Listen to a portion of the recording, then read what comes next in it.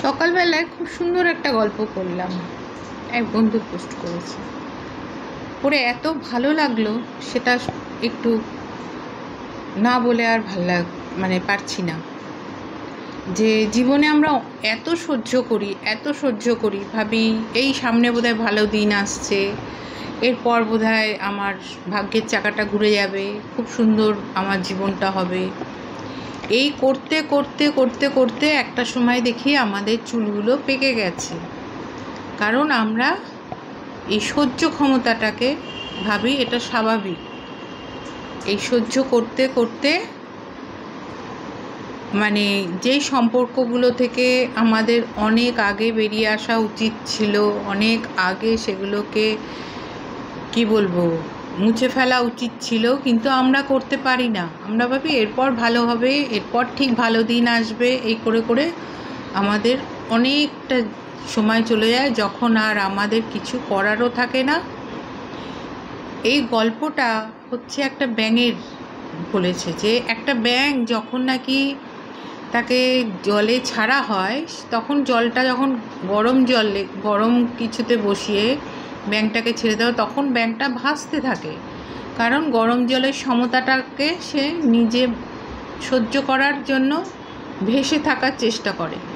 কিন্তু যখন নাকি সে লাফানোর সিদ্ধান্ত নেয়, যে আর সহ্য করতে পারছে না, তখন তার লাফানোর ক্ষমতাটাও চলে যায়, কারণ তার যে শক্তি, আসল শক্তি, সেটা সে জলের ওই গরম হওয়ার উত্তাপে ব্যয় করে ফেলেছে তার শক্তিটা। সেই জন্য আর পরবর্তীতে তার আর শক্তি নেই সেই জলটা থেকে লাফ দিয়ে বেরিয়ে যাওয়ার। তখন কি হয়, তার অনিচ্ছাতেও তাকে সেই বয়েল হয়ে প্রাণ ত্যাগ করতে হয়, তাই না? আমাদেরও ঠিক জীবনে এরকমই হয়ে থাকে, যে আমরা সহ্য করতে করতে আসল জিনিসটা আমরা ভুলেই যাই, যে কতটা সহ্য করব আর কতটা সহ্য করব না, কতটা আমাদের করা উচিত, কতটা আমাদের করা উচিত না। তাই সময় থাকতেই ব্যাঙের মতোই যেন আমরা নিজেদেরকে সে উত্তাপ মাপতে মাপতে নিজেদেরকে শেষ পর্যায়ে না নিয়ে যাই। যে কোনো কিছু, যা কিছু যখনই হবে, তার একটা নির্দিষ্ট পরিমাপ অবধি যেন আমরা সেটাকে সহ্য করি, তারপরে যেন তার থেকে অপব্যবহার করে নিজের শক্তির মৃত্যুর দিকে না চলে যাই, তার আগেই তার থেকে বেরিয়ে আসি। কারণ যদি বেরিয়ে না আসতে পারি, তাহলে ওই ব্যাঙের মতোই আমাদের সিদ্ধ হয়ে প্রাণ ত্যাগ করতে হবে। গল্পটা খুব সুন্দর, অপূর্ব গল্প। আমাদের প্রত্যেকের জীবনেই এরম কম বেশি হচ্ছে, প্রতি মুহূর্তে হচ্ছে।